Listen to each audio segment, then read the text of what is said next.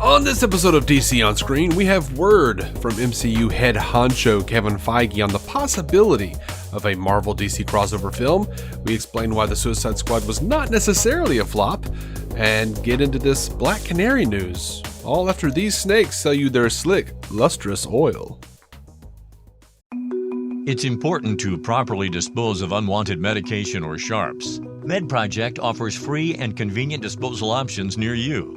To learn more, call 844-MED-PROJECT or visit medproject.org.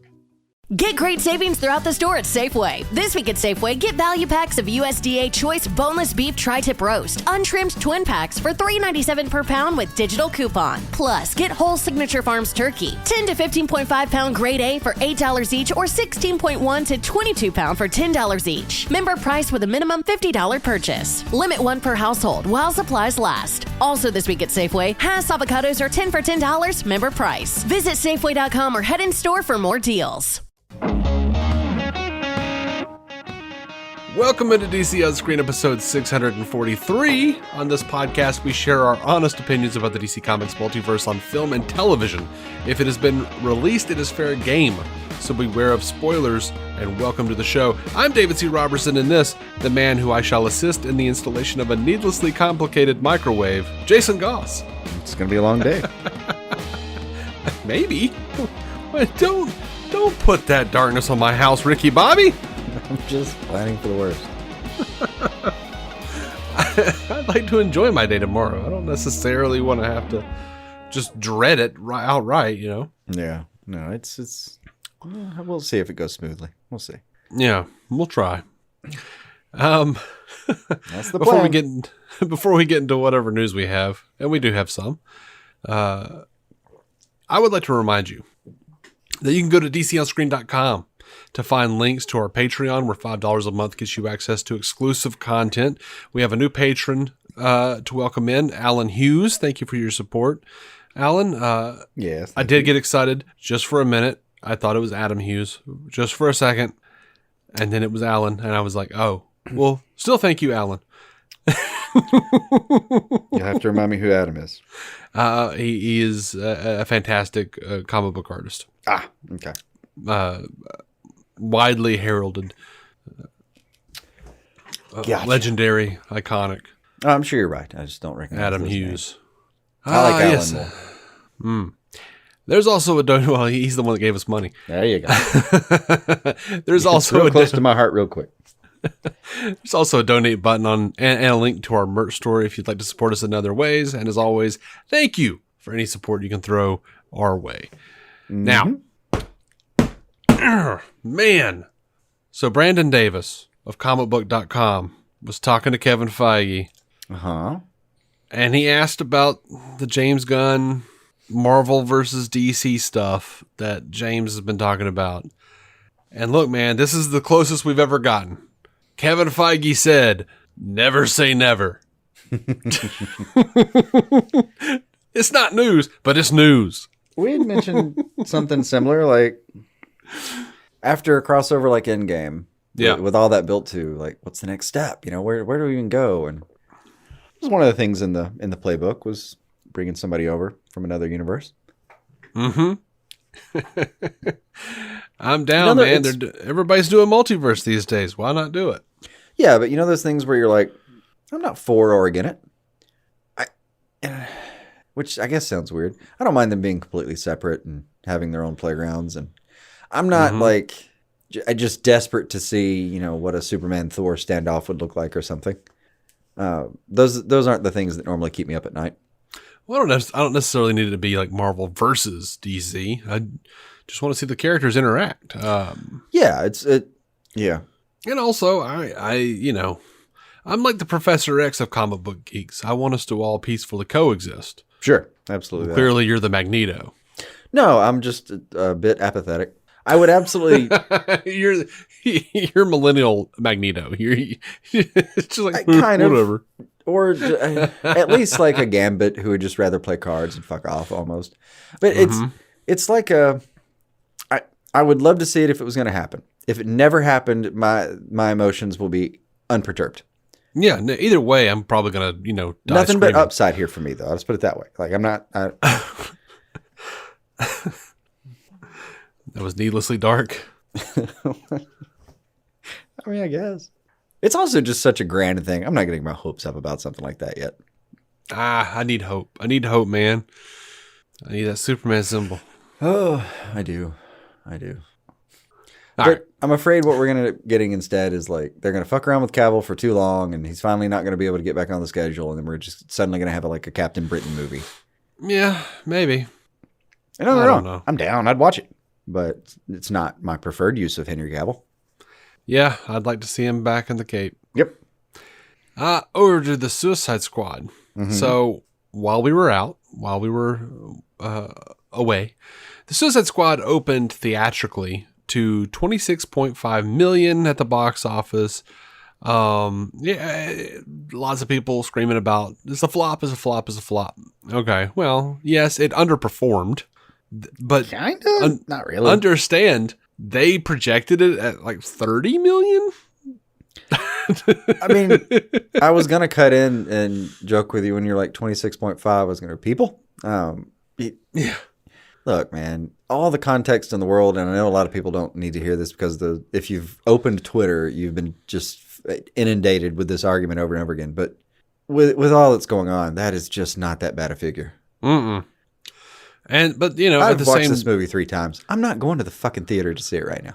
yeah, and through the Hollywood Reporter, they were talking about how this was the second biggest opening they had on HBO Max. So Sure. I'll tell you what, if you want to test these numbers, let's do this. Go ahead and give me the pre-release for the Blu-ray and stuff. yeah, Go ahead and let me get the pre-orders in. Because I guarantee you those numbers will reflect more accurately the people that were really interested in this film than box office numbers that, hey, look, maybe one day they'll mean something again, but right now they are fucking worthless. Yep, pretty much. And look, HBO Max hasn't released their firm numbers, but Samba TV said that they found Canadian, I think? I have no idea. It's just a smart TV viewer tracking service, but they don't get everybody. They can't measure everybody. That was the big problem that we had with them in relation to Zack Snyder's Justice League. Yeah, I remember running across those, trying to remember where they were based. But yeah, I remember that it was also one of the closest figures we were given. Yeah. So Samba TV found 2.8 million U.S. households watched the Suicide Squad between August 6th and 8th. God, what's wrong with me? How many did you say? 2.8 million U.S. households. See, I ran across another figure that said as high as 4. Maybe. Either way, I'm just looking at Samba TV. That's plenty of people. I mean, yeah. Just what's some rough math here? Hold on.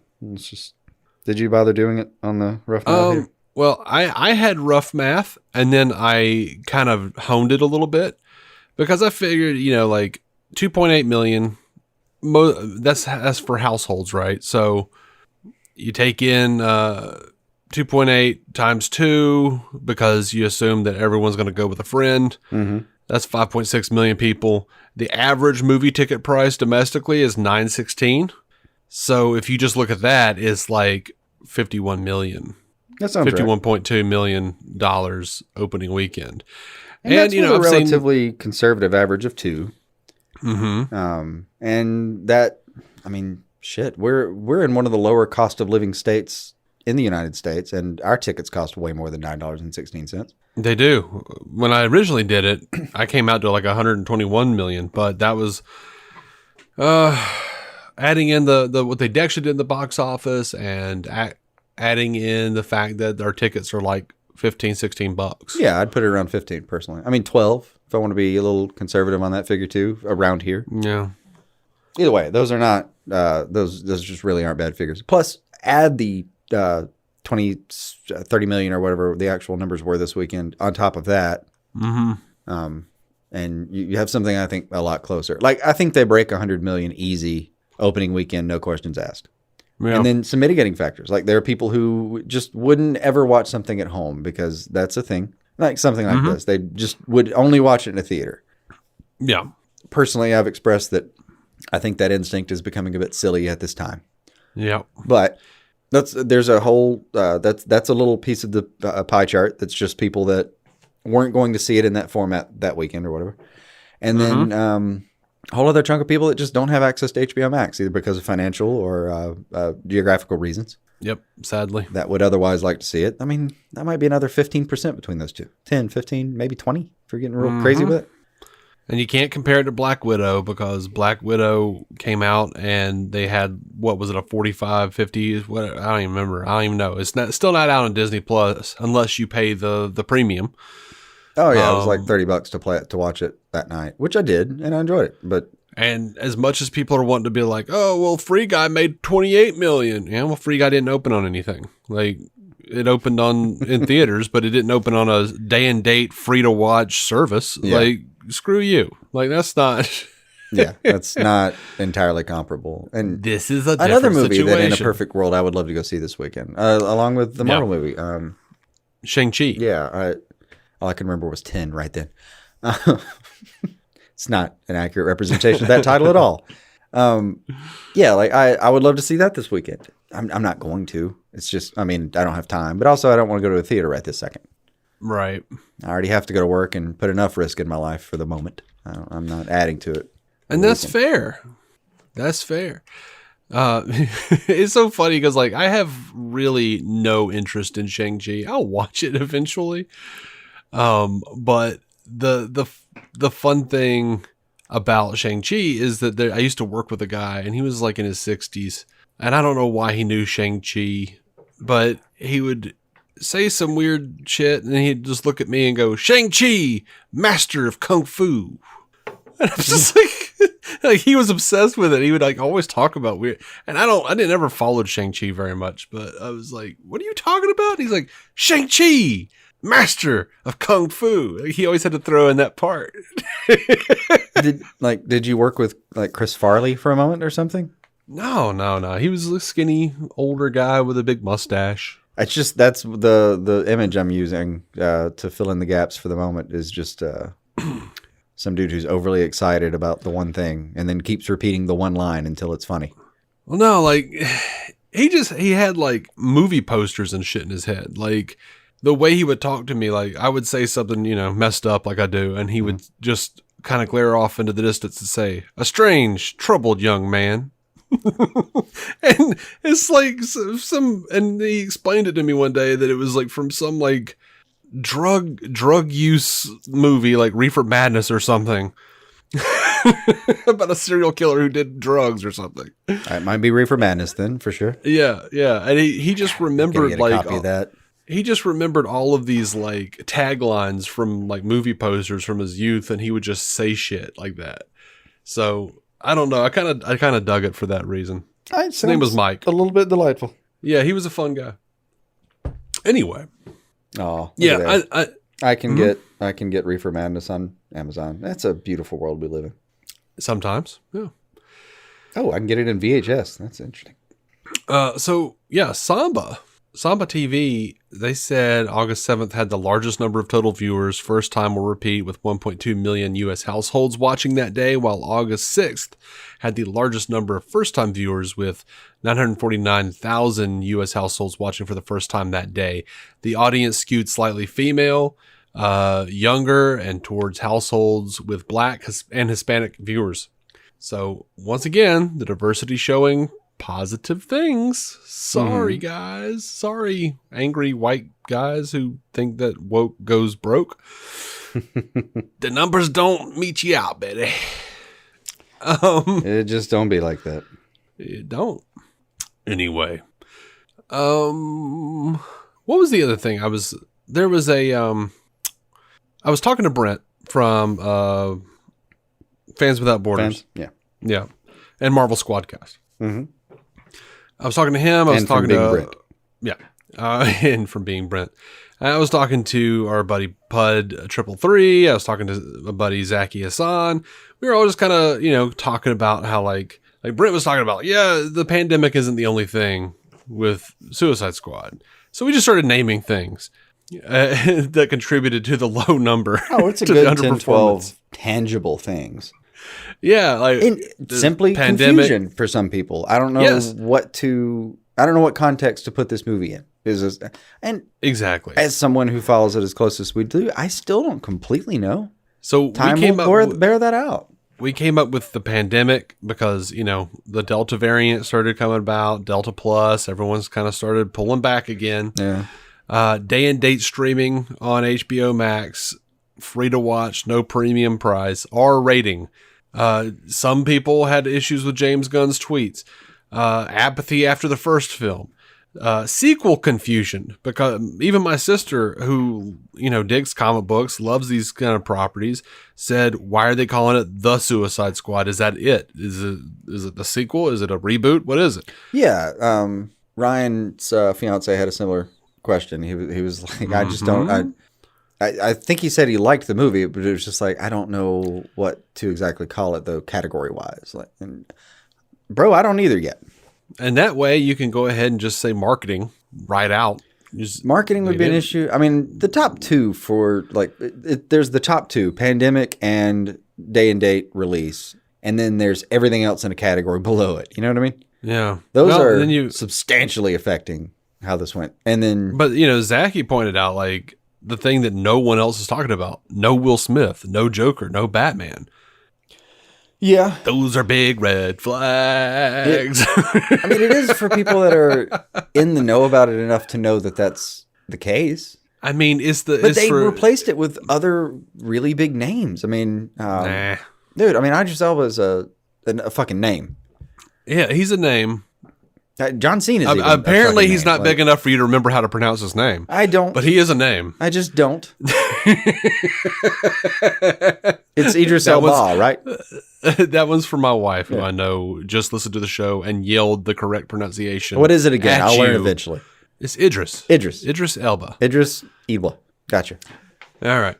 So, but Will Smith is a way bigger name than Idris Elba. He just is. I agree, but only if we're comparing trading cards, in the sense that he's big enough to be over a threshold where I don't think it should have mattered. I think that's probably true. For general audience, I think no Will Smith, no Joker, no Batman. Those are huge, huge things. I agree in this. All right.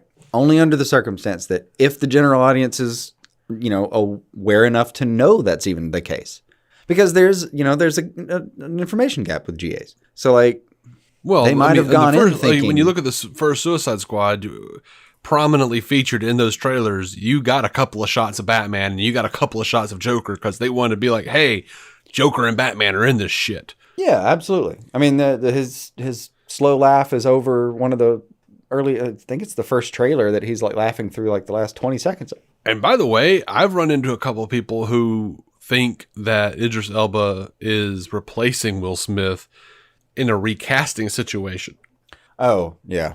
No. And recasts don't generally do that well. I mean, you have the outliers like, Mark Ruffalo, but no one gave a shit about Ed Norton's Hulk. Yeah, he wasn't that big of a deal though at the time. They were just like, "Oh, that other guy got pissy. He had to go." Yeah, I mean that was the backstory. Is he got a little too fucking proud of himself, and they're like, "Man, I'm sorry, you were a B character." Like, man, you're not getting the same amount of Robert Downey Jr. in this movie, man. What are you talking about?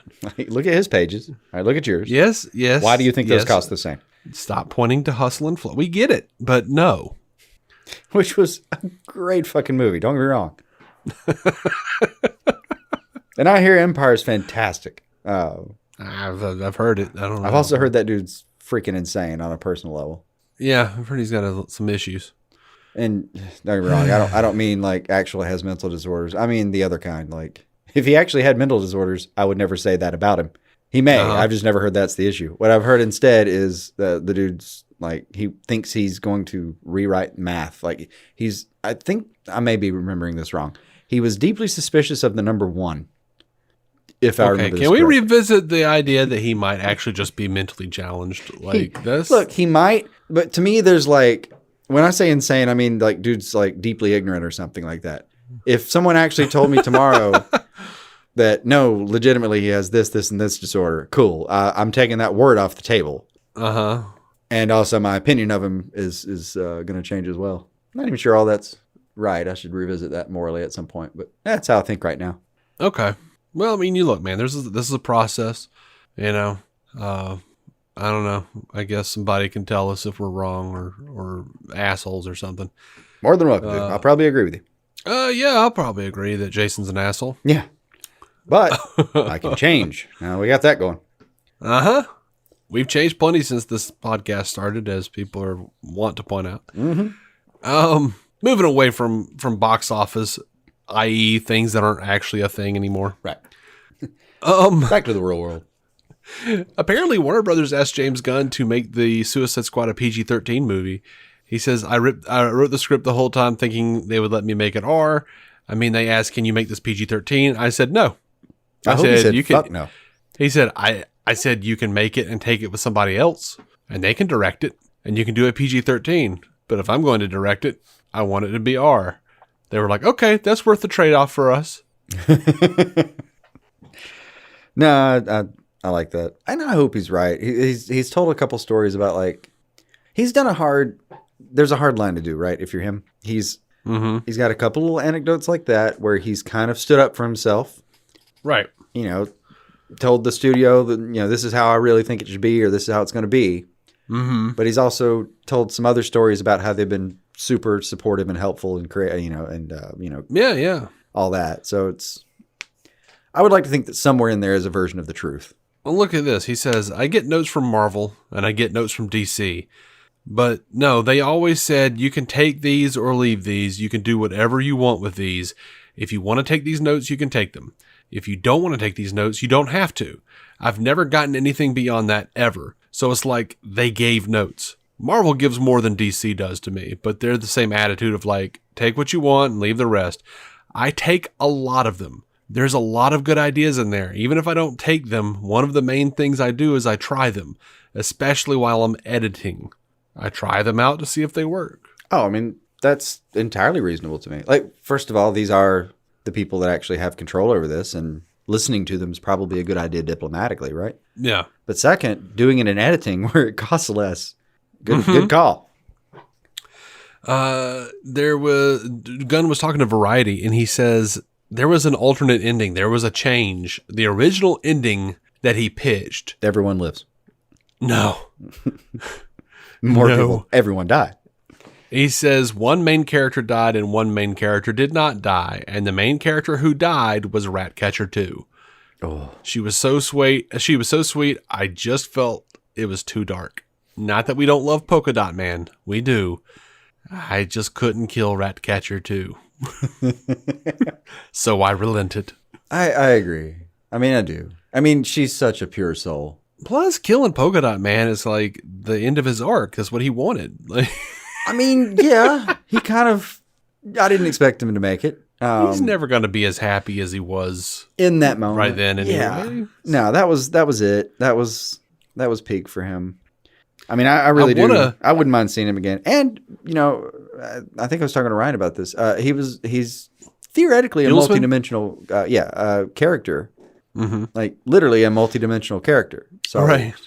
I don't know. Maybe we get some version of like it. You know, I'm not counting him out yet. Look, whoever's listening out there, if anyone of DC merch note is listening, I would buy a giant Starro plushie. And you think I won't sleep with that thing every night? Absolutely, I will. I won't sleep with it every night. I'll have it on display, and when people come in and look at my Suicide Squad action figures, and they see Peacemaker, and they see Harley, and they see Bloodsport, they're going to say, where's Polka Dot Man? And I will walk over to Starro, lift up his foot. And there he'll be. There will Polka Dot Man be.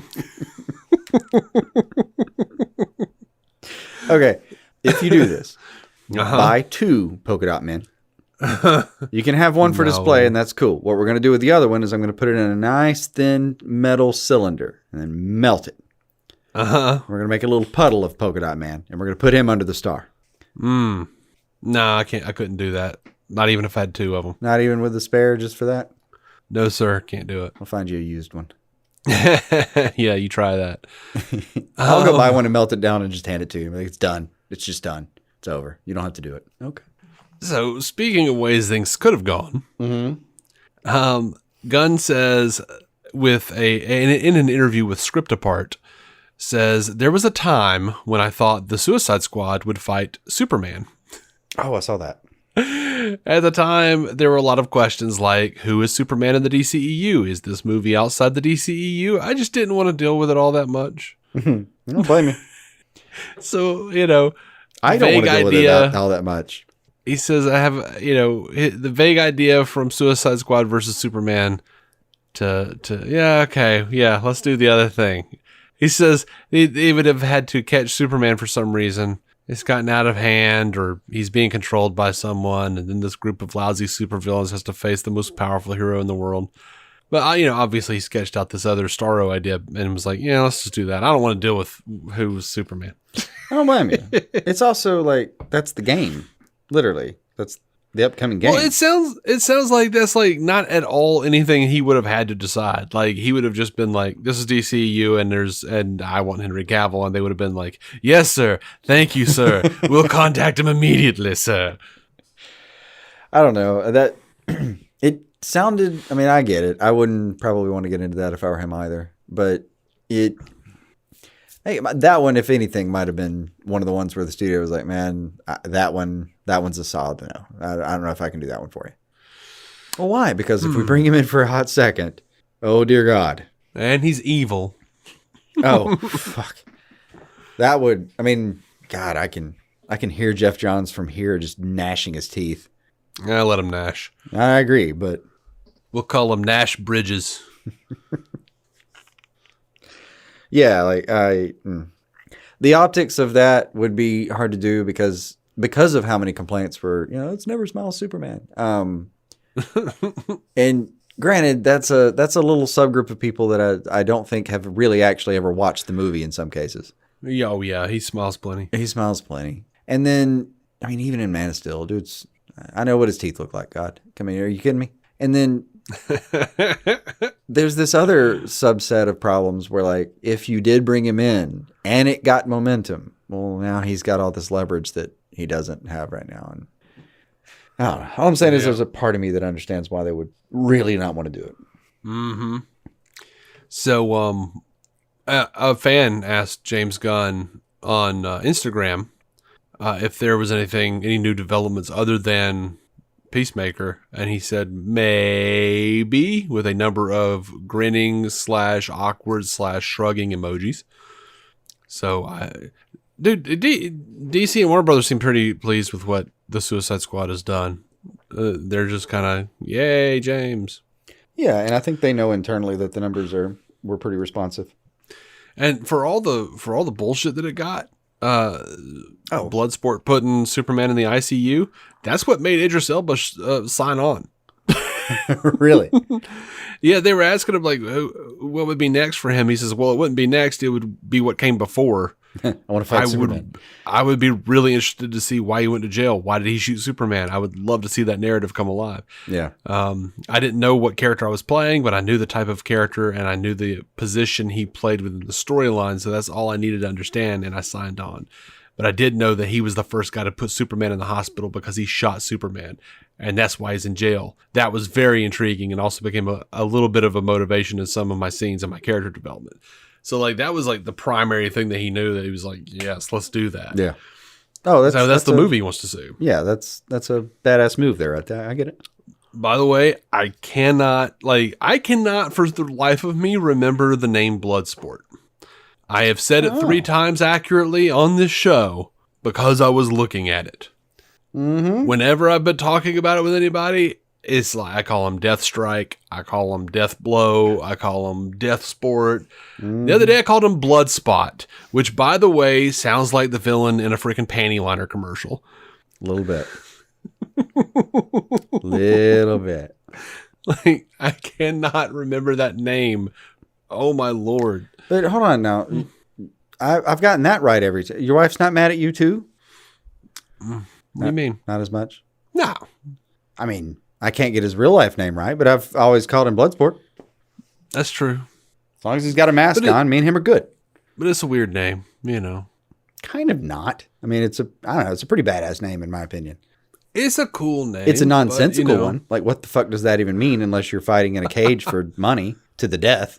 But well, you know, it's a cool couple of words to put together.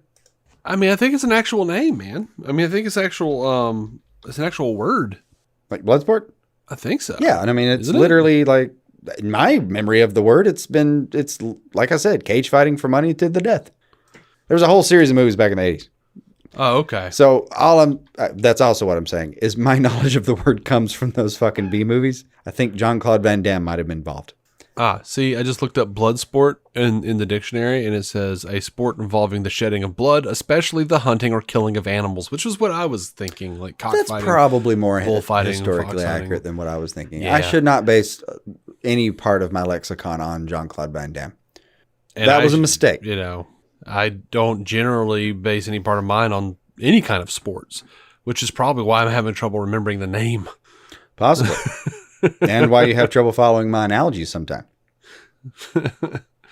Yeah. I'm like, sports ball, right? And I'm like, right. don't be one of those fucking ironic people who tries to call it sports ball like you don't know shit. I don't. If I threw a baseball at you, you'd know what was coming at you. I would, and I would duck. You would duck, and you'd be right to, because I threw it at you. But you would know what was aiming at your head. You're not going to go, oh my God, a basketball, and duck. Well, I would probably screech. Could be some of that. And then I would say something about, I would probably call it a baseball, but wonder if it was actually a softball, because I don't really know the difference. Oh.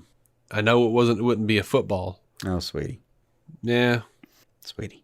I'm not saying this is required knowledge, just like, oh, it better not be, because I'm just, no.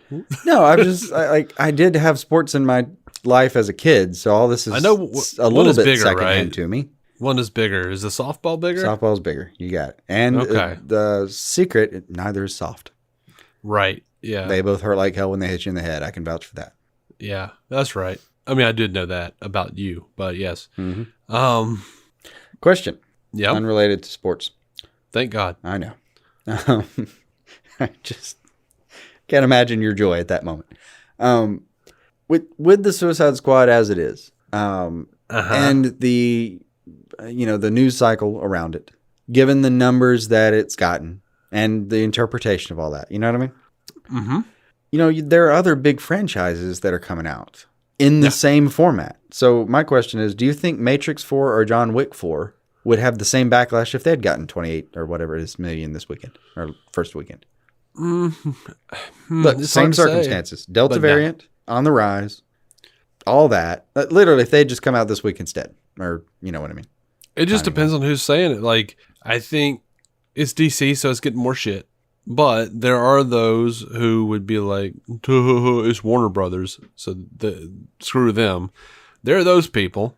I agree, but thankfully they're a small sliver of what's actually going on. The people that are knowledgeable enough to know that Warner Brothers is a bit of a shit show sometimes, and yet involved enough that they would actually have an opinion on this that was kind of shitty like that. That's just a very small sliver in like a Venn diagram in my head. I may be wrong about that. I hope I'm not wrong about that.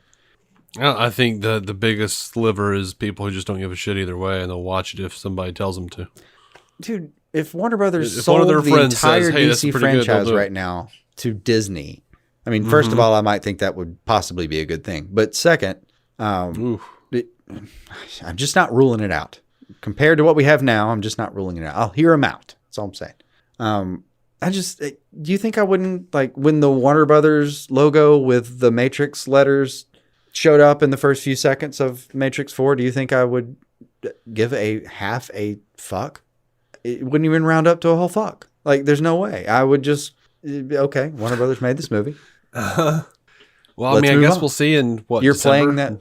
Yeah, I guess November, it is. whatever it is. You're going to play me that little sound over it, and I'm going to be like, that hits home for me. I know that. I know that sound effect. That was part of my childhood. Yeah, well, Be happy as and hell. because of that, when Matrix 4 comes out, there's going to be a lot of people who's like, this is not what it was supposed to be because I had a different thing in my head. There's always that. There's just always And, You know, the one that would crack and- me up the most, though, is like, I would love to see people see John Wick 4 and be like, well, that just wasn't what I was expecting. I don't know, dude. I'll bet there's going to be a loose story about an assassin crowd, and then he's going to shoot a bunch of motherfuckers. That's probably going to be the movie. Yeah. He's going to say like 8 lines of dialogue the entire time. He's going to kill 700 people. And by the end of the movie, you're going to be wondering how he's still functioning and has blood pumping in his heart. And at the end of the movie, I'm going to go, man, that was an enjoyable fucking 2 hours and have a great time. Mm-hmm. But then there are going to be people like, well, I just thought the story would, what are your expectations here? You wanted to see Keanu Reeves shoot a bunch of people. That's all. That should be your only expectation. Yeah. But yeah, there'll be those people like that. I mean, I never went to a single Transporter movie expecting a story. For a second, I thought you meant Transformers, and I was totally on board with that. No. No. I just, hear me out. I was thinking that sentence made sense until I heard you. I went back and listened to my head and was like, oh, he said Transporter. Oh, that makes sense too. Jason Statham. I've never went to any of those movies thinking, man, this is going to be like a masterclass in storytelling. Nope. I went in there, I grinned my dick off, and then I walked out and said, man, that was cool. Yeah. There was a bunch of chase scenes. Let's go get food. A bunch of people died. A couple of really, badass fucking old Western style lines, and you're out of there. Good job. He did like martial arts while like sliding around on oil cans. Okay, cool. He deflected a missile with a serving tray. Let's do it. Was it good? Define good. I don't know. I walked in fun. Thinking that I was going to have like a certain amount of serotonin and dopamine by the end of that movie, and by God, I did. What else do you want? Yep. No, like same thing with the not Expendables. Citizen Kane. That's not my expectation. Like I watched the Expendables and I sat there and grinned and went, yes, yes, yes, yes. It's all the marks. Yes. I'm down. Mm-hmm. Yes, I sir. don't know what's happening. They're all running around doing action stuff and I'm good. Brain off. Mm-hmm.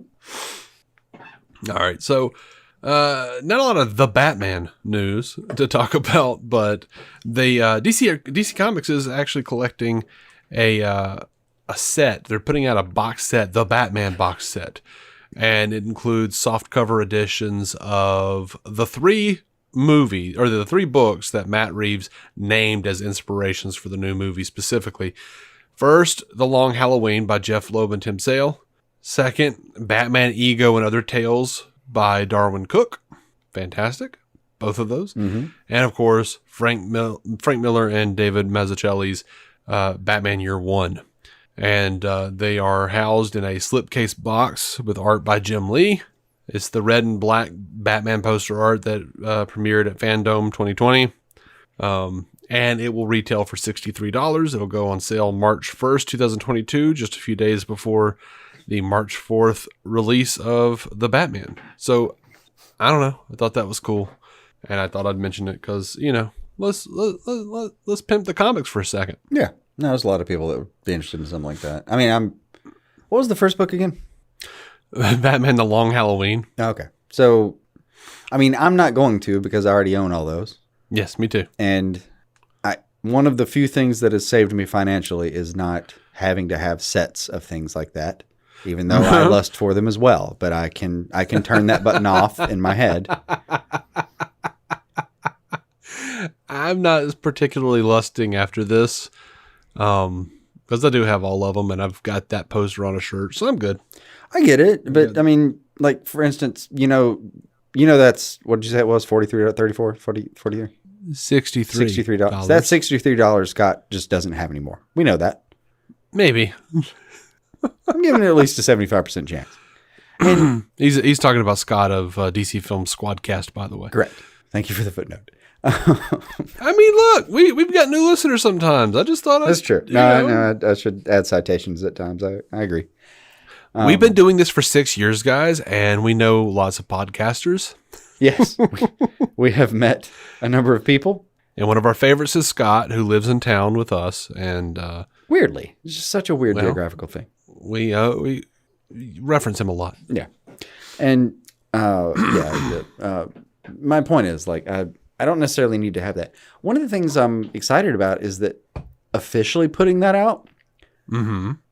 The next time I see an argument about like what comics were and were not considered, I'm just going to repost pictures of it Yeah. The next Twitter thing I scroll into where I'm like, oh, you fucking, what? Hold on. Just here. They literally gave you the source material. I'm not even saying it's necessarily right. It gives me some hope that it's not just like the 3 most popular Batman, graphic novels of all time. But yeah, it's pretty close. Well, I mean, the 2, even then, Long Halloween's not. I feel like the Darwin Cook one is a bit of a deep pull. That's the one that I'm really thinking is like someone knew what they were talking about. Well, it's really interesting because it made me wonder because, the Batman ego is really, it's like there's literally Batman like fighting his ego. Mm-hmm. Like and I don't know, I was just thinking about this the trailer, the first trailer. What if that's not Riddler's voice saying, what is the price for your blind eye? Like that, what if it's Batman's ego? Yeah. I can get behind it. That would be so dope if they just like jumped full-fledged into like, yes, he has multiple personalities. Yes, he has like this like super ego Batman character in his brain who's like directing him. Yeah. That's interesting, man. They're going to include like the shaving himself scene from Dark Knight. Oh, well, I don't want him to have that mustache anyway in the first place. I don't know. Like Dark Knight Returns, is that what you're talking about? Where he's Dark like, Knight Returns, yeah. he's got the Tom Selleck mustache. Yeah, and just sort of like mindlessly shaves it, Yeah. kind of getting back into Bat mode without really, like it's this dark passenger in his head who's pulling the strings a little bit and all that. But I've seen Pattinson with like a full facial hair situation, and I don't think that mustache would be great on him either. I think if he shaved that, most of the audience would just be thinking, "Oh, thank God." It's like, why did we bring somebody from the Lonely Island videos over here? Agreed. And it's sorry, it's like, man, It's like Pattinson shows up with the mustache and goes, "You might like my penis." Look, man, it's how it is. Facial hair is different on different people. I've done it just for funsies when I was actually shaving from full hair, and I look awful with a fucking mustache. Just awful. It's terrible. Yeah, and then you put on those like mirror cop glasses, and it was. I did. I put on some straight Jim Dangle glasses, and even in my thinner days, that is not an attractive man. It's. I found it humorous. It's funny, I hope, because that's the only redeeming possible feature of that picture. It's one of the ones where if my daughter found it years from now, I'd be like, honey, have we talked about marijuana yet?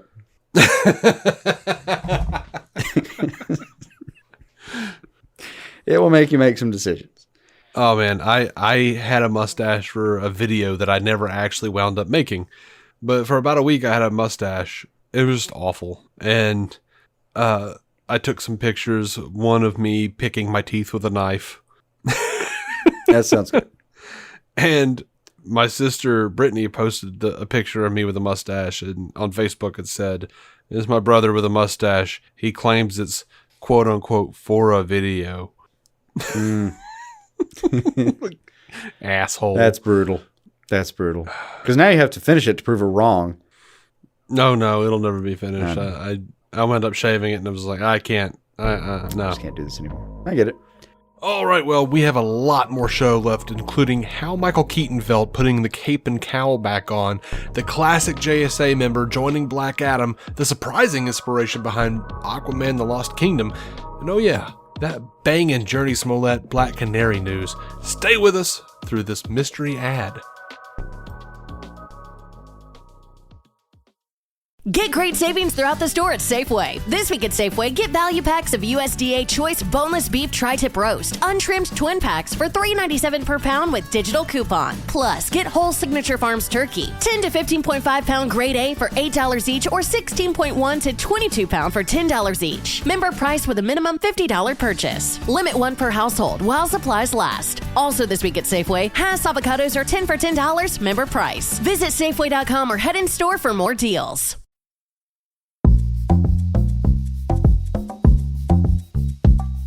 Let's pop over to The Flash real quick, because Michael Keaton's been talking. He was being interviewed by Good Day Chicago's Jake Hamilton. Okay. And he said putting the cowl back on, he says it was shockingly normal. It was weird. Like I went, oh yeah, that's right. But also then you start to play the scenes and a lot of memories, a lot of interesting sense memories start to come back. He would not confirm if he said, I'm the Batman or I'm Batman. Gotta hope so. And apparently he has not talked to Tim Burton about what he's doing because they have other stuff to talk about.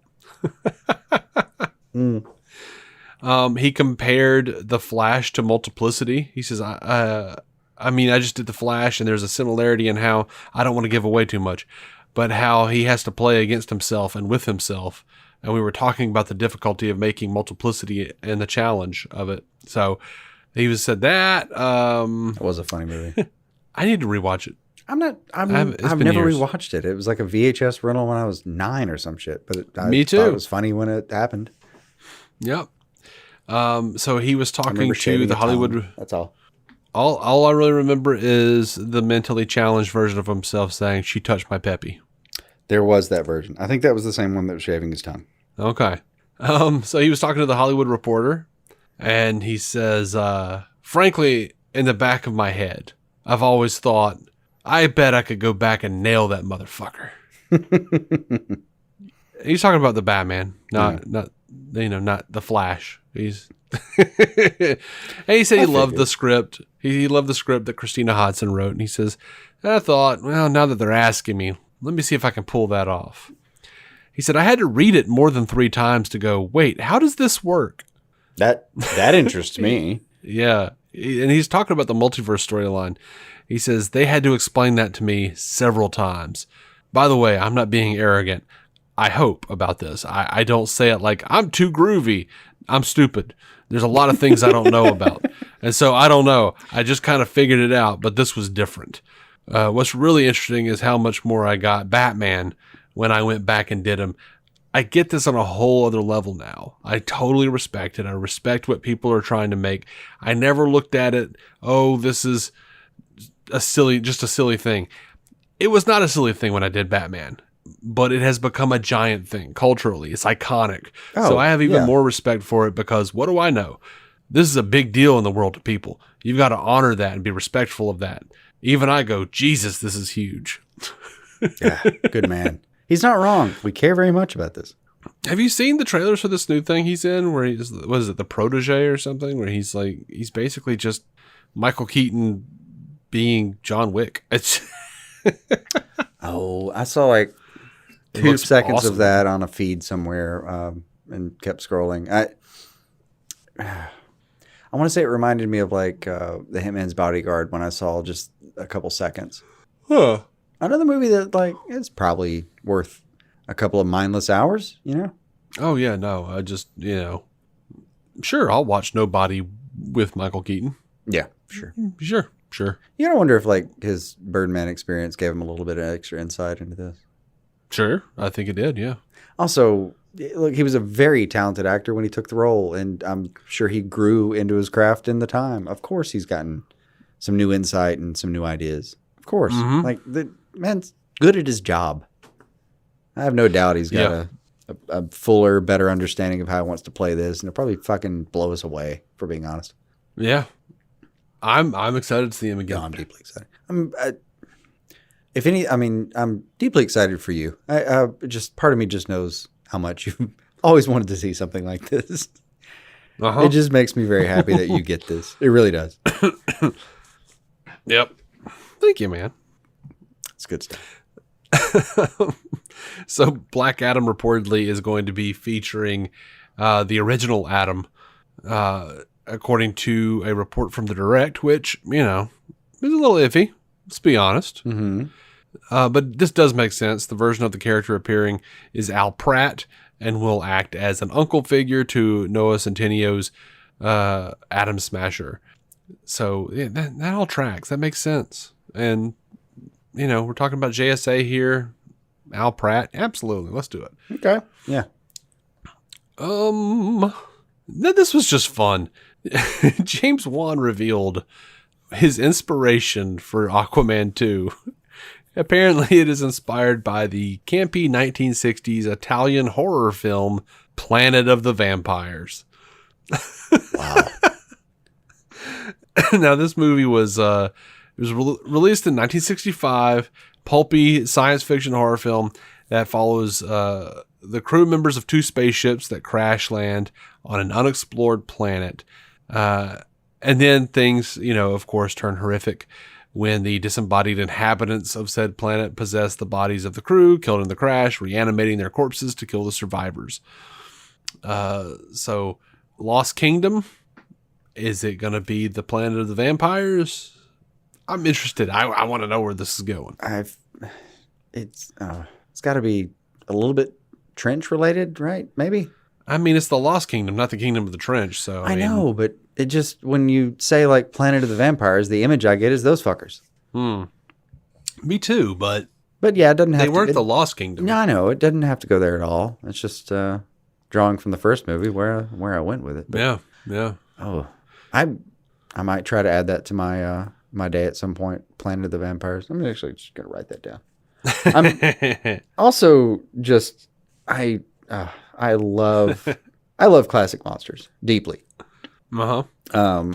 If there were no comic books, DC and Marvel and everything to worry about and spend my mental energy on, I would have spent it on classic monsters and paranormal, and I still do. There's just only so many neurons you can fire in a day, I know. I've seen your office. There's plenty of stuff in there. Yeah. Yeah, like, so something like Planet of the Vampires, released in 65, it's probably just fucking awful, but awful in a way that's going to be hilarious. I don't know. I'm deeply curious. I'm going to watch that soon. That just sounds terrible and good. Look, the film has been cited to be an influence for a number of other things, including Aliens and Prometheus. So, I think, lots of people have dug on that. Lots of people in the creative community have dug on that, over the decades. Did you see, first of all, did you see that the Blue Beetle's going to get his own movie on HBO Max? Yeah. Did you see who they're casting? Oh, no. Wait, hold on. Let me go ahead and get the internet out, because you're going to tell me a name I don't know. Go ahead. Yeah, and when I say it, you're not going to know how to spell it. Give me a shot. Zolo Maraduena. I didn't how say close it did right, I get? probably. Ooh, I was close. Oh, he looks good for this. Right. He's great. I really like him in Cobra Kai. I've watched every season of Cobra Kai. I really enjoy that show. And I really like him. So I like him playing Highlighter is. Don't know that I've ever seen him in Fuck All, but man, he does look like a Jaime. And I know I actually, Cobra Kai is one of those that I wish I had more time to watch. I would. Not a matter of disinterest in any capacity. It's just hadn't happened. But I've heard so many good things about the show that just him being on it's a bit of a boon. Yeah, it's one of those things where I do genuinely think that it is better than the movies, than the Karate Kid movies. Well, given the context of how much time has passed, it kind of has to be in a way. Not really. Like, some of these things, like that awful looking Turner and Hooch. Oh, for sequel sure. series on Disney Plus, or well, here's my the new Mighty Ducks show is just dog shit. Yeah, there are definitely going to be exceptions to my rule for sure. Here's my hypothesis, though. Overall, 80s movie that all right, full hypothesis. 80s movie that includes montage, and not reboot, but kind of like a what's the word I want? Like a sequel-ish version of that. That's an actual show rather than another movie. Especially if it's on a streaming service. My hypothesis is what? But actually goes to the trouble of turning it on its ear and making the protagonist the villain from the first movie. Oh, yeah. I mean, that helps for sure. But like, even without that, I'm saying that like, if you go from montage 80s movie to streaming service TV thing 25 years later, theory is it's probably going to be like I'm not going to say a better experience, because there's a lot to be said for an 80s movie with a montage. That shit got us through the 80s. But it did. I mean, even Fuck, even like Stripes had something. But yeah. For my money, Stripes fuck, was, even Ghostbusters kind of has a montage when they're coming up, man. For a second, when they've got the business going and they hit a few calls. The montage in Stripes was the end of the good part. The last act of Stripes is like, eh. I agree. Act 1 and Act 2 are the strong suits here. Once they're actually like in a war, I'm just like, eh. This is kind of boring. They're just riding around in a tank now. Yeah, they're just riding around in an RV tank, and Larroquette's mad about the whole thing. And yeah. Of course, they're still funny. Anyway, it's a whole other discussion. I do need to watch a whole other discussion. Let's watch Stripes again and have a whole conversation about it. Let's just make random Bill Murray movies like a Patreon thing we do. We should, just dude. I'd watch random Bill Murray movies just for shits and giggles. Yeah. Let's just do commentary tracks to Bill Murray movies for fun as a sidebar on the Patreon thing. Oh God!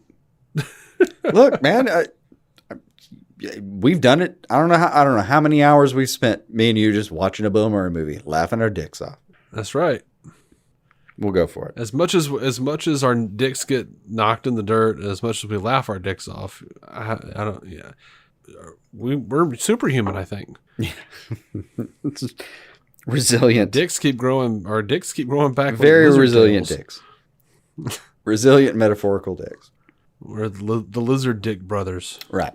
Salamander is what you want, really. Probably, I think it's faster.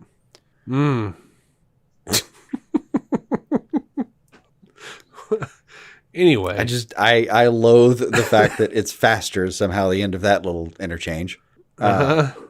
It's we failed. But anyway, I don't even know what we were trying to attempt. I don't know either, but it's faster after this like ridiculous conversation about dicks just didn't make me particularly happy.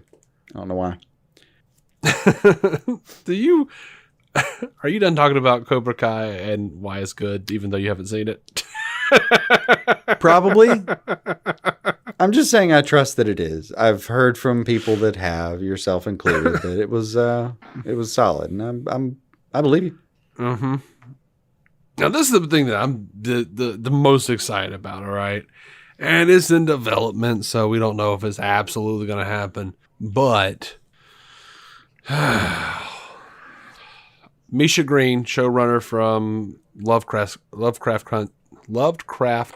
Country, is writing a screenplay for an HBO Max movie for Black Canary. Hell yeah. Journey Smollett's Black Canary. Journey was in Lovecraft Country. Mm-hmm. And notably Birds of Prey. Mm-hmm. Yep. She had, Journey had said, it's no secret how much I love Black Canary. It's a dream character and was a dream to play her. And this was I've seen her a while back float some hype several times about such an adventure. Yeah. And there, I saw she had a photo of a bunch of Black Canary graphic novels or something that she was teasing us. Yeah, saw with. And then, so yeah, it looks like this may have been a tease several months ago with Variety. She said, it's no secret how much I love Black Canary. It's a dream character and was a dream to play her. If the dynamics fell in the right way, I would absolutely do it in a heartbeat.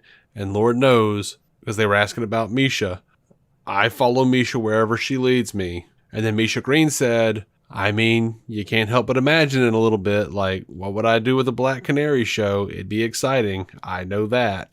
And now she's doing a Black Canary movie with Journey. So, and then she, on Twitter, after the news broke, said, we're just at the very beginning of a long journey to the screen. But obviously, I couldn't turn down the chance to put the Dam and the Black Dam Canary with Journey Smollett. And then she said whispers, so I'm thinking something like, and then she gave us a bunch of emoji, and there was like a bird and music and a microphone. There were two women wrestling and a tiger face, which I'm thinking bronze tiger. I don't know. Maybe I'm just thinking of the first thing that comes to mind, but I know. And also, it's an interesting character that we've a few times thought, I'd like to see that. So I'm down. I am very excited about this. Oh, yeah. And no, this was the best news I saw today because I haven't had a lot of time today. I thought you were going to be like, it's not been a good day. No, I just... Jason. I'm just at the end of like a 15-hour day, and the moments I got to actually glimpse a Twitter feed or something like that were just toward the second half. I saw a couple, like I scrolled past that a couple times and thought, well, it's one of the, like sometimes I do that, like I'll scroll past and not think much of it because it seems kind of extraordinary, and then maybe you just don't have more than 7 or 8 seconds to look at something and put the phone back down. I got to do something else. And then look at it again. And then, I like today I had that moment where I scrolled and was like, hold on, that's Hollywood Reporter that said that. Mm-hmm. Oh shit, that's real. Yeah. Oh, hell yeah. Yeah.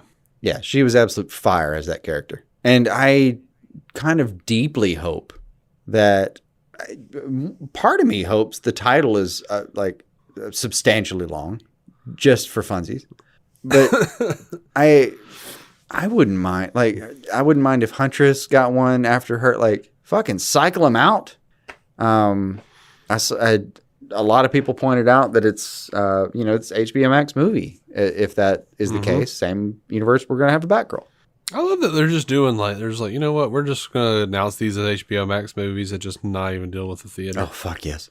Look, man, this is horseshit. If the press treated your numbers that way in box office, especially under these circumstances with Suicide Squad, look, I would, given the timing of this, like 2 weeks after Suicide Squad came out, would you be surprised if there was a part of the Warner Brothers team that was deciding somewhat, do we make this the same date and day or do we make this HBO Max? And looked at the press concerning the actual box office numbers and said, you know what, fuck that shit. Let's just make this an HBO Max strength. This is what this is going to be. Yep. Fuck the theaters. Fuck the theaters. Fuck the bad press. Fuck the numbers. Fuck all that. We're just going to go straight into this somewhere that we've got, numbers we can dubiously hide a little bit, but hype and Google trends that you can still follow. Like, there's still ways to do some analytics on this kind of stuff. Mm-hmm. Dude, researchers are clever people. They will find a way. Like, numbers will come out. But yeah, like, I wouldn't be surprised if this was the determining factor. Was this last round of press with Suicide Squad. We've got, I think they've been leaning this way anyway, especially for B-level characters. And, I'm down with it. I'm cool. Oh, absolutely. And I think it'll give them the most freedom. HBO Max, honestly.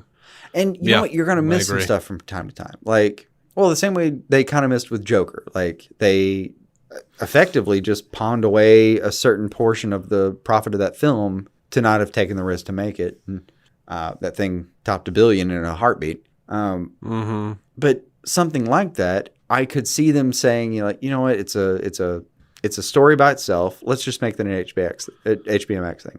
Mm-hmm.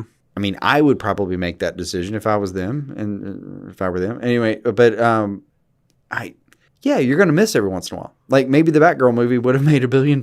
I don't know. But you can put it on the streaming service and probably capitalize on that in some capacity, and that's fine too.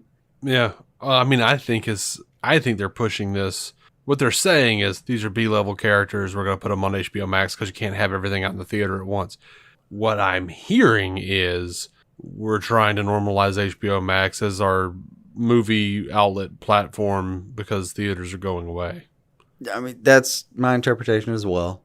I mean, and there are parts of it I wouldn't mind at all. Look, if you told me Man of Steel 2 was going to be Henry Cavill, same universe, following all of these things, and it was HBO Max, I would throw my chair into the wall from joy, just not knowing what else to do with my hands. Mm-hmm.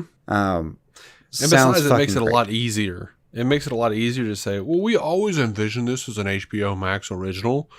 It's a lot easier to do that than to fight with theater owners about only releasing on anything. Just don't deal with them. It just is. I mean, that was it's the Every reason we even week got is like 3 articles about angry theater owners. I know, and man, I get it. That's their livelihood being threatened. I would be pretty fucking uppity myself, but it's part of an ongoing movement that I just don't know how sustainable it really is. And it's not that the theater owners can't find a way to subsist. It's that the current model was never maybe going to work altogether. I mean, before any of this happened, in 2018, people were talking about how it's just really hard to make a profit at some theaters because, like, that's why your popcorn is $7 a kernel. Mm-hmm. And they give you this fountain drink that's basically like a 5-gallon bucket because soda water costs nothing. And they need to sell it for $54 an ounce. Like, but they do all that because they were just barely making ends meet as far as buying the movies and the rights to actually air them. And that's with them having all the buying power of the world, of being like AMC and Regal, and having basically like 2 major outlets that had like could collude even if they really wanted to, and have some serious buying power. Yep. And it was already a hard-pressed business model. You can't tell me when something like COVID hit that it didn't affect it in ways that it's never going to be the same again. Just can't be. There are other things they could pivot to, for sure. Like, honestly, I would start renting out theaters for the night for a price to whatever the fuck they wanted to throw out there. Oh, I was going to suggest making cardboard penguins on Etsy. I think my idea is a little more manageable. Probably. Now, granted, they have the space to manufacture such a thing like you're talking about. But, you know, whether they have the orders to justify that kind of volume is different. Also, if you're right, I do absolutely want to see a shot of all the theater seats full of cardboard penguins. Yeah, I do too. And I want to watch them I want to see a shot from behind where they're watching March of the Penguins. Why would I not want that? Of course you do. Yeah. Or I want to see them all afraid for a second, and then we look up and the movie they're watching is Free Willy, because for them, that is a story of a nightmare getting released back into the sea. Yeah. These are all things that would make me happy. Mm-hmm. Shall I go on to our next story? Absolutely. Our final story, I should say. Yeah. Yeah. Actually, no, it's not our final story. Wait, no, I added something. Nope, I have 3 things after that. Anyway. Brett Basinger is talking about season 3 of Stargirl. She says our showrunner, Jeff Johns, has 6 seasons planned in his head. I've been hearing about the 3rd season since I booked the show, which is fun. I'm always excited for the next thing, but more recently, I had a deeper conversation with him about the whole storyline of season 3, and I am freaking pumped. There's been a lot of slow burners that you've been asking about, and in season 3, a lot of that comes right to the forefront as of now.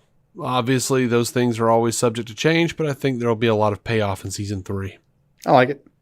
Yeah. I mean, the show, that's fun. It keeps moving. It's not, well, I've only seen that season, but like it keeps moving. Yeah, I've seen the premiere. I aside from a wayward special effect, I haven't noticed any kind of dip in quality, honestly. Cool. Because it was a solid ass show. Mm-hmm. Danny DeVito. Not a name I expect to hear when we're talking. I know. He is going to be writing the Penguin.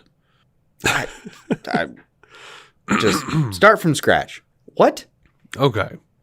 So, DC Comics is putting out a Gotham City Villains Anniversary Giant, which is an anthology comic celebrating the various members of Batman's Rogues Gallery.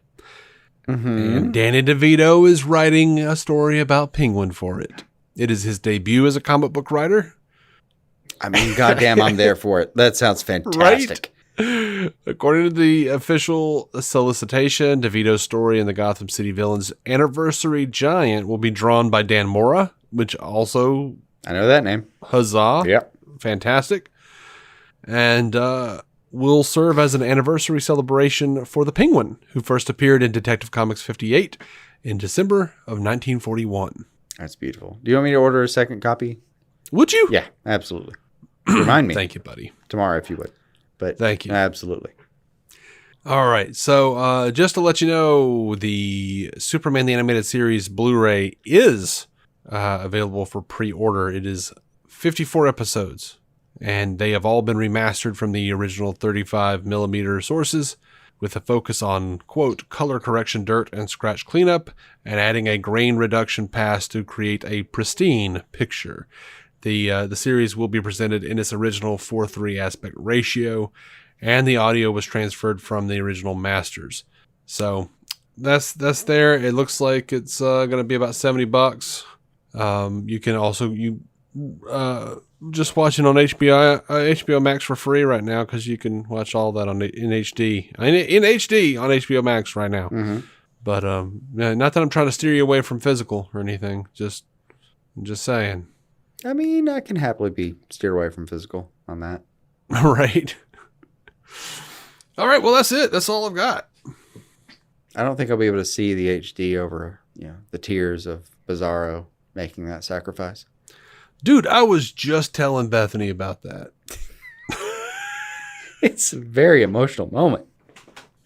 We were just talking about Bizarro. Because I got the McFarlane Bizarro figure, and I was kind of explaining Bizarro to her. And of course, I had to bring up the fact that from the bit from Justice League Unlimited where he's like, seems like he's putting together that maybe something's wrong with Lex, and he goes, "Does this mean that Lex am Bizarro's mommy?" I forgot about that. God, I've got to go back through the entire fucking animated series. But I don't have like 3 weeks I can just take off and do that. And I had to tell her about on Bizarro's little world where Superman left him, and he's like got all like the stones and stuff like with faces painted on him. He's like, everything is good, and he starts whistling and looking up to the side, and he like kicks the boulder down the hill. Yes. Oh no! And goes to save it. Yep. Yeah. Yep. It was like a painted on face of another boulder or some shit. Anyway, it was such a cute ending, man. It's adorable. Mm-hmm. Just fucking adorable. Bizarro's great. He is. Even when he's like straight, even when he's actually like literally a villain in the story, when you see him in it, you're like, he just doesn't know. That's all. Like, there's no malice. You know what I mean? Yeah. He's just confused. Poor guy. I know. Anyway, we are DC on Screen. You can find every episode for free on DCOnScreen.com. You can, of course, do all sorts of things over there, like support us in various ways that are helpful to keep the lights on. And if you want to converse with me, I tweet at David C. Robertson on Twitter. Jason is at DuckDuckGoss. And the show is at DC on Screen. So we check all of them pretty regularly, I would say. Mm-hmm. Something else I'm going to plug, Drawing with Dave is one of my Instagram accounts. It's where I post all my artwork. And I do a lot of Batman, Joker fan art. I do a lot of DC related stuff, a lot of Star Trek related stuff. If you're interested in any of that, I recently did a Batman Doctor Who mashup, except it was Adam West Batman and, John Pertwee Doctor. Because they were close in years in our time. So it was a lot of fun. Time capsule kind of piece. Mm-hmm. I know I'm partial saying this, but it's really good stuff, and I genuinely suggest you check it out. Thank you, man. You got a style. You definitely got a style, and it's good. Do I? Mm-hmm. I never feel like I have a style. But I feel like I fucked you up right now just saying that. Yeah. I say I feel like I don't have a style. My younger sister, who also like went to school for art, and she's a graphic designer, and she draws, like she's illustrating a children's book right now. Yeah, she's great too. But she's always like, she's like my younger sister, like, so she's always, there was a point I feel like where everyone was like, she looks up to you, and then somewhere in her teens, like that went from she looks up to you to you have disappointed her, and now she will she is going to like better you. So like somewhere in her brain, like it's just, I was like, yeah, we were talking about art. I was like, yeah, I don't think I have a style. And she was just like, oh yeah, you've definitely got a style. And with this like face of disgust, I was like, what does that mean? Why did you say it like that? She's like, I don't know. It's just kind of thick lines, really kind of boxy. I'm like, I'm a John Romita Jr. fan. I'm not even saying that. She's like, I can tell. That's not like, it's honestly not even a bad interpretation of your style. I just, I mean, for one, personally, I like it more than John Romita Jr. Oh, well, God, that's high praise. I'm a huge John Romita Jr. fan. I mean, I am too. I just, it's an aesthetic. I don't think the lines are as thick, and the eyebrows don't look like they're on a Cro-Magnon. Like, that's true. Well, sometimes I really have to pull back from that. Well, I mean, I know it's tempting because you want to, make sure they're seen. But yeah, it's you do have a style for sure. But I'm sure you could get outside of that if you wanted to. I mean, I'm sure you could do lots of styles if you actually felt like it. Yeah, I can do lots of different styles, but style is really, like, a lot of artists worry about what their style is, and style is really just what you can't help but do. Oh yeah. So like, I could do a Bruce Timm style, but I have tells. Yeah. There are things in the drawing that you're like, yeah, that's a Dave. Look at that. Yeah. So I get it. Yeah. Anyway, I mean, I not as much as I used to. I kind of, even when I was writing songs more regularly, like, yeah, I could kind of tell it was something I would choose. Mm-hmm. And sometimes now I'll write something and I'm like, yeah, it sounds kind of like something I would do. Yeah, the most wonderful / horrendous thing I've come across for myself is my wife will be listening to, she'll get backed up on episodes of ours, and then she'll go back and listen. So like, I won't remember the conversation, but I'll totally sit there and just be like, I'll hear something you said. I'm like, I should have said that. And then I will say that and I'm like laughing, but going, God, I'm predictable. No, I've done that too. So pathetic. I've sometimes editing, I'll think something and then I'll find that I've said it and think, okay. Mm-hmm.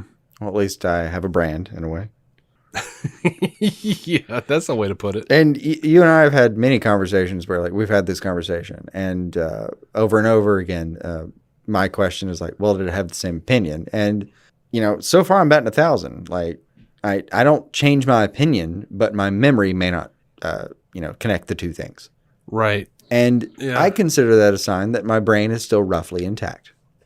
It's when I start like just flying off and having different opinions that I'll start to really get worried. Mm-hmm. I'll try to let you know if I'm not already there myself. I mean, that's fair too.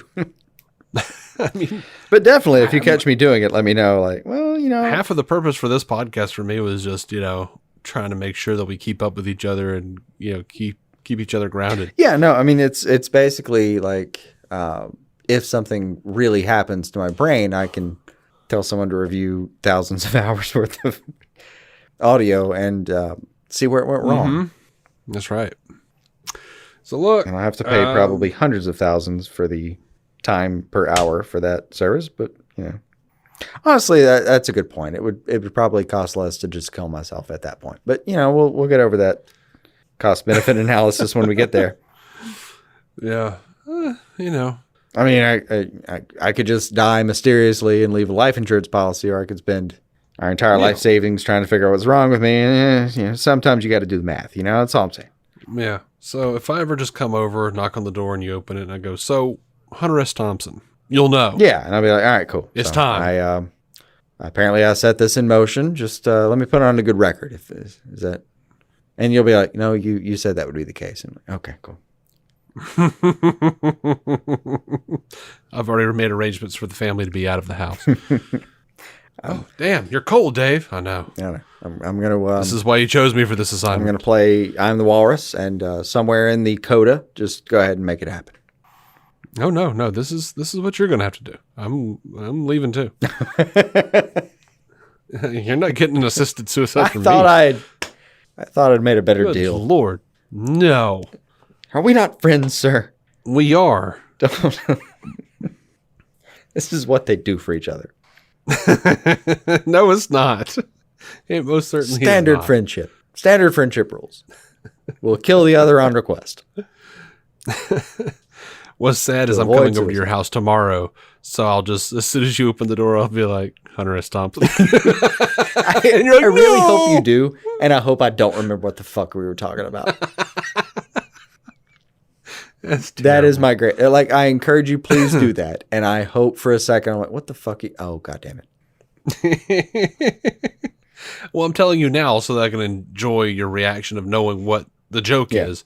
And I'll do it tomorrow with the joy of having to explain what the joke was. No, that's cool. I'm going to have like a psychological break overnight for no good reason. And you're going to show up and I'm like, I'm going to be sweaty, look like I haven't bathed for 3 days. You won't register that up front. You, just for a second, because you plan this, you're going to be like, that's what's going on. And then I'm just kind of like pull a gun on you. Oh, God. and just take this in a very different direction. Please don't. Yeah. Because I have anxiety too. I'm going to go into one of Pattinson's earlier movies. And all joking aside, no suicide is ever condoned by this show. Not even close. Like, yeah, reach out in general, reach out to me for all I care. Yeah. Yeah. You might not want to listen to them, but reach out. Nope. But I do have resources and some training. Reach out. Ooh. Training. Anyway, we need to go. That's bound. DCOnscreen.com. Thank you for listening. And all those other things. And never say never. It's a good way to end it. Yeah. Man, Feige said never say never. I know. It's a good bookmark. Good bookends, I guess. I mean, for now, the wife's out of town. My dog is inconsolable. Yeah, he doesn't take it well Just- when he she's does gone. not. I'm going to go probably just put that 90-pound thing on my shoulders and walk around with him for a while so he knows he's not alone. Mm-hmm. Poor guy. We're going to have a good cuddle. We'll end it there before it gets weird. Keep some DC on your screen. Cuddle with your dogs, man. It's fine. That's fine. They're warm and loving. I just want to end it before it gets weirder. No, that's fair. That's fine. Cuddle with your dogs. Don't slip at a pickle. Don't. You got to make it weird. You just, just put her arm around the neck, pet the ear a little bit and pass out, go to sleep. It's good. It's good. Mm-hmm. They like it. I just, I'm not a bestiality guy. I don't believe in that. I'm more of a consent guy than, I agree. But they're pack animals largely. They don't mind a good cuddle. Mm-hmm. Neither do I. All right. I agree. Goodbye. Keep some DC on your screen.